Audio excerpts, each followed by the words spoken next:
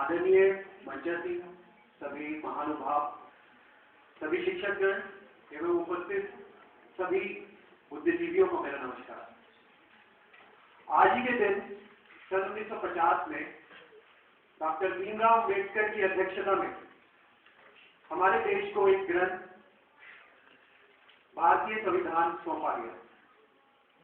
जिस प्रकार सूर्य के चारों तरफ सारे ग्रह घूमते हुए उससे रोशनी लेते हैं, उसी प्रकार भारतीय संविधान से हिंदुस्तान के सारे कानून दिशा लेते हैं। भारतीय संविधान ने सभी नागरिकों को समान दर्जा हासिल करा दिया है। अनिल अंबानी जैसे महान या बड़े व्यक्ति हो, उनको भी एक ही वोट मिली है, और एक रिक्शा चलाने वाले एक मामूली से गरीब व्यक्ति हो, उसको भी एक ही वोट मिली है। भारतीय संविधान के कारण ही हमारे देश में यह संभव हो गया है कि बड़ी से बड़ी लड़ाई शब्दों के बाण चला के लड़ी जा सकती है, जबकि राजशाही में छोटी से छोटी समस्या को तलवार से उसका सर कलम कर दिया जाता है। हमारे देश का भारतीय संविधान में जो प्रियम्बल है, जो उसकी प्रस्तावना है, उसकी शुरुआत होती है वी द पीपल से। लेकिन मौजूदा केंद्र सरकार ने और गांधी परिवार ने ऐसे करते कर दिए हैं कि वो बदल के हो गया है हू द पीपल। एक विद्यार्थी को समझदार बनने के लिए दो चीजों की आवश्यकता होती है, एक संयोग और दूसरा सहयोग।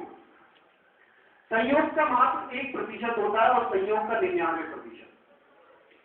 इस शिक्षा के मंदिर में, शिक्षण संस्थान में मुझे 1.5 वर्ष हो गए हैं, और ये मेरा 1% संयोग है कि मैं इस शिक्षण संस्थान में दाखिला मुझे मिल गया, और यहां आकर मुझे 99% सहयोग मिला 3 दिव्य शक्तियों का। पहला 33% मिला स्वामी विवेकानंद जी से, और दूसरा 33% मिला भारत माता से, और तीसरा 33% मिला मर्यादा पुरुषोत्तम भगवान श्री राम से। और 3 इन अदृश्य दिव्य शक्तियों का संचार या उसकी नींव इस शिक्षण संस्थान में डाली है हमारे चाणक्य ने, या कहें हमारे चेयरमैन सर ने, गाड़िया सर ने। व्यक्तिगत तौर पे अभी तक आज तक अभी मेरी गाड़िया सर से मुलाकात नहीं हुई, वार्तालाप नहीं हुआ, पर आंखों ही आंखों में शाबाशी कई बार दी है, और उन्हीं आंखों में मैंने हमेशा एक फूल देखी है, अपने चंद्रगुप्त की। वैसे तो हमारे शिक्षण संस्थान में सभी डिपार्टमेंट महत्वपूर्ण है, लेकिन 2 डिपार्टमेंट ऐसे हैं जिनके ऊपर सबसे ज्यादा जिम्मेदारी है। पहला बीएड डिपार्टमेंट और दूसरा लॉ डिपार्टमेंट। हमारे चाणक्य सर को बीएड डिपार्टमेंट में से सर्वपल्ली राधाकृष्णन के रूप में अपने चंद्रगुप्त की तलाश है, और लॉ डिपार्टमेंट में से जस्टिस टी.एन. भगवती के रूप में। और ये हमारी जिम्मेदारी है कि जो हमारी ये वर्दी है, इस पे हम किसी तरह की आंच ना लें। जिस प्रकार अपनी खाल की सुरक्षा हम करते हैं, अगर उसी प्रकार अपनी वर्दी की सुरक्षा हम करें तो हम अपने समाज को बहुत कुछ दे पाएंगे। ये वर्दी हमारी प्राइड है। अब चाणक्य की भी बात हो गई, चंद्रगुप्त की भी बात हो गई, तो चंद्रगुप्त के सुपुत्र थे बिंदुसार, और बिंदुसार के सुपुत्र थे अशोक। अशोक महान से ही हमारे संविधान में अशोक चिन्ह लिया गया है, और अशोक को महान तब कहा गया था जब उनकी सेना ने कलिंग राष्ट्र पर कत्लेआम मचाकर अपना विजय वहां पे स्थापित कर दी थी। और अशोक ने जब इतना बड़ा कत्लेआम देखा तो उनको पश्चाताप हुआ और वो धर्म की शरण में चले गए। जब अशोक धर्म की शरण में जाके महान बने, तो हमारे संविधान के प्रस्तावना में भीमराव अंबेडकर ने धर्म निरपेक्षता नहीं डाली, तो श्रीमती इंदिरा गांधी ने आपातकाल के समय में जब विपक्ष जेल में था और प्रेस पे पाबंदी लगी हुई थी, तो ये धर्मनिरपेक्ष क्यों डाला हमारे प्रस्तावना में? इस धर्मनिरपेक्ष शब्द को हमारी प्रस्तावना में डालने के पीछे एक तुष्टीकरण की राजनीति थी। तुष्टीकरण यानी कि अपने फायदे के लिए, अपने मुनाफे के लिए सामने वाले को संतुष्ट किया जाए। हमारे देश में अल्पसंख्यकों का बहुसंख्यक हमारे मुस्लिम भाई, उनको संतुष्ट करने के लिए, उनके तुष्टीकरण के लिए बहुसंख्यकों के अधिकारों का हनन किया जा रहा है इस धर्मनिरपेक्ष शब्द की आड़ में। कर्नाटक में पिछले दिनों एक प्रस्ताव आया कि सभी स्कूलों में गीता पढ़ाई जाए, और इस प्रस्ताव के खिलाफ अदालत में चुनौती दी गई। वामपंथियों ने इस प्रस्ताव के खिलाफ राजनीतिक आंदोलन शुरू कर दिया। और आप सभी को यह पता होगा कि विश्वविख्यात समाजशास्त्री थे मैक्स वेबर, उन्होंने एक बार कहा था कि श्रीमद् भागवत गीता विश्व में एकमात्र ऐसा ग्रंथ है जो नैतिक राजनीति सिखाता है। और अगर आज के दौर में अगर मैक्स वेबर साहब ये कहते थे, तो कांग्रेस और दिग्विजय सिंह उनको भी भगवा विचारक और भगवा लेखक कहते थे। और अगर धर्मनिरपेक्ष इतना ही महान और इतना ही महत्वपूर्ण है, तो आज तक उसकी व्याख्या क्यों नहीं करी गई? ना हमारी संसद ने उसकी व्याख्या करी और ना ही हमारे उच्चतम न्यायालय ने। और इस अपरिभाषित धर्मनिरपेक्ष शब्द की आड़ में लगातार राजनीति हो रही है। बहुसंख्यकों के अधिकारों का हनन हो रहा है। ये मैं नहीं कह रहा, ये पूर्व चीफ जस्टिस सुप्रीम कोर्ट के एम.एन. वेंकटचलैया कह रहे हैं। उन्होंने कहा था कि धर्मनिरपेक्षता का मतलब बहुसंख्यकों के अधिकारों का हनन करना नहीं है। और श्रीमती इंदिरा गांधी डॉक्टर भीमराव अंबेडकर से ज्यादा बुद्धिमान थी, ये भी मैं नहीं मान सकता। उन्होंने अपनी बुद्धिमानी का परिचय तो इस बयान से दे दिया था कि चीनी गुड़ से बढ़ती है। इनके बाद इनके सुपुत्र श्री राजीव गांधी ने अपने मित्र कॉतरोटी के कंधे पर रखकर 63 करोड़ की घोटाले की ऐसी बकोर चलाई जिसकी जांच लगभग 250 करोड़ में हुई। और जब यूपीए सरकार पावर में आई तो उनको क्लीन चिट दे दी गई। राजीव गांधी ने एक बार बयान दिया था कि मुझे मालूम है कि इस देश में ₹1 का मात्र 15% ही आम नागरिक को मिलता है। वाह, कितनी बढ़िया बात है। एक प्रधानमंत्री ये बात कह रहा है। ये तो वही बात हो गई कि एक यूनिवर्सिटी का वाइस चांसलर ये कहे कि मुझे मालूम है मेरी यूनिवर्सिटी में नकल होती है, भ्रष्टाचार है, तो आप रोकते क्यों नहीं? रोकते इसलिए नहीं क्योंकि आम जनता, जिसको हम संजय की तरह निरंतर सच्चाई से अवगत करा रहे हैं, वो एक छोटे से मोहल्ले में विश्वास बनकर बैठ गई है।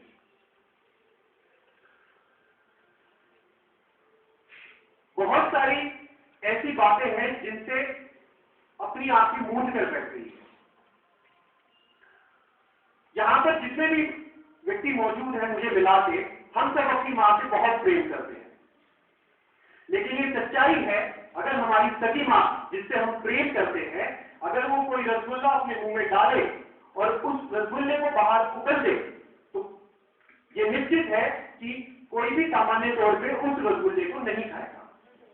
शर्त अगर लग जाए तो बात और है।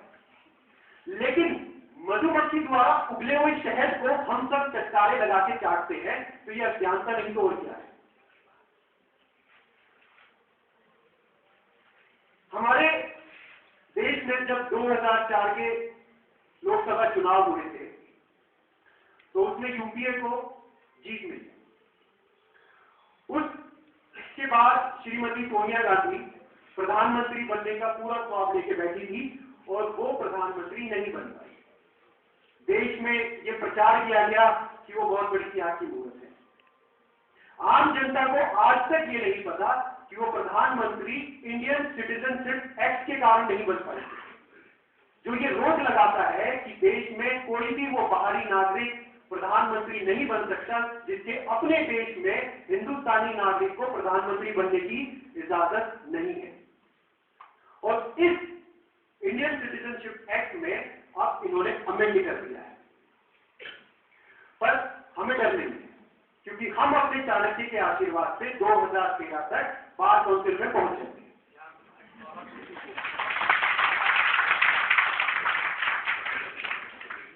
श्रीमती सोनिया गांधी ने एक नेशनल एडवाइजरी काउंसिल बनाया है, सुनने में बहुत बढ़िया लगता है, राष्ट्रीय सलाहकार परिषद।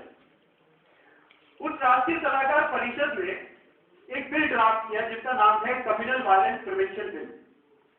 उस बिल की जितनी षड्यंत्रकारी योजनाएं थी, हमने उसके पैम्फलेट छपवाए और मैं इस कॉलेज में बांटने लगा। बांटते बांटते मैं अपनी कॉलेज कैंटीन में पहुंचा और वहां मेरे एक सीनियर अपनी महिला मित्र के साथ बैठे हुए थे, मैंने उनको भी पकड़ा दिया। उन्होंने कहा मुझे हिंदी नहीं आती। मुझे सुन के बड़ा ताज्जुब हुआ। मैंने सोचा कि हमारे देश के 1978 में विदेश मंत्री श्री अटल बिहारी वाजपेयी यूएन में हिंदी में भाषण देके आए और आज के मौजूदा विदेश मंत्री एस.एम. कृष्णा विदेश में जाके दूसरे का भाषण पढ़ाते हैं, पुर्तगाल का। ये अंग्रेजी और हिंदी का फर्क है। एस.एम. कृष्णा अंग्रेजी बोलते हैं। हमें अंग्रेजी से कोई बैर नहीं है, पर अगर हिंदी की अवहेलना करके, हिंदी का अपमान करके आप अंग्रेजी बोलोगे तो हमें शिकायत है। और अमिताभ बच्चन ने कहा है अंग्रेजी English is a funny language, तो वाकई में फनी लैंग्वेज है। आप बड़े छोटे का भेद नहीं कर सकते अंग्रेजी से। यूरोपीय उपमहाद्वीप में COLOUR कलर होता है और एक महासागर पार करके अमेरिकी उपमहाद्वीप में वो COLOR कलर बन जाती है। फनी लैंग्वेज की है तो और क्या है।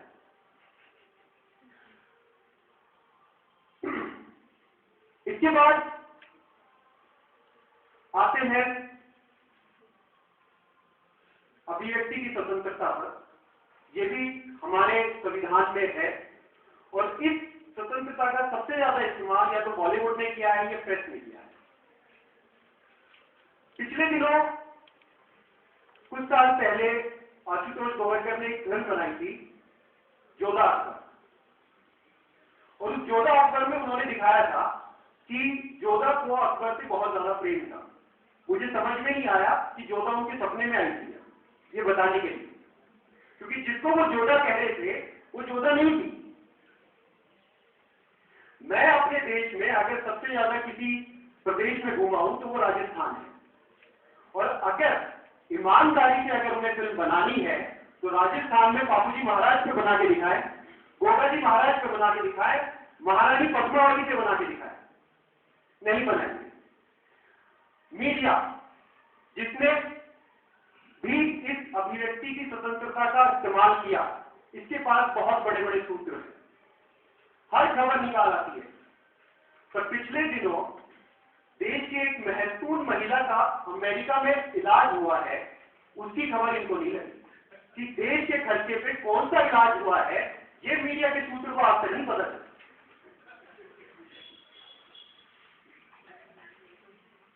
हमारे देश में सोनिया गांधी जी के बाद नंबर आता है मनमोहन सिंह जी का। मनमोहन सिंह जी को मैं बहुत बड़ा आविष्कारक मानता हूं। 5 शब्दों के आविष्कारक हैं वो। पहला सर्विस टैक्स, ये भी इन्होंने ही लाए थे।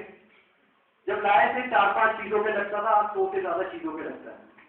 आप अगर आज अपना घर खरीदने जाएंगे तो उस पर भी सर्विस टैक्स है, जबकि घर आपकी मूलभूत जरूरत है। दूसरा है FDI और FII। हमारा जितना भी विदेशी बैंकों में काला धन है वो इसी FDI और FII के नाम पर देश में आता है, मुनाफा कमाता है और फिर चला जाता है। तीसरा है डिसइन्वेस्टमेंट। सुनने में बहुत बढ़िया लगता है। जिन नवरत्नों को हमने अपनी खून मेहनत खून पसीने की कमाई से खड़ा किया है, उन्हीं नवरत्नों को बेचा जा रहा है डिसइन्वेस्टमेंट के नाम पर।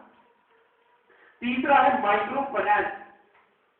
माइक्रो फाइनेंस क्या है कि जिस तरीके से हम वर्ल्ड बैंक के कर्जदार हैं, इसी तरीके से हर व्यक्ति को इस देश का कर्जदार बनाया जा रहा है, सरकार का कर्जदार बनाया जा रहा है, और इसको सहयोग कर रहा है फाइनेंशियल इंक्लूजन।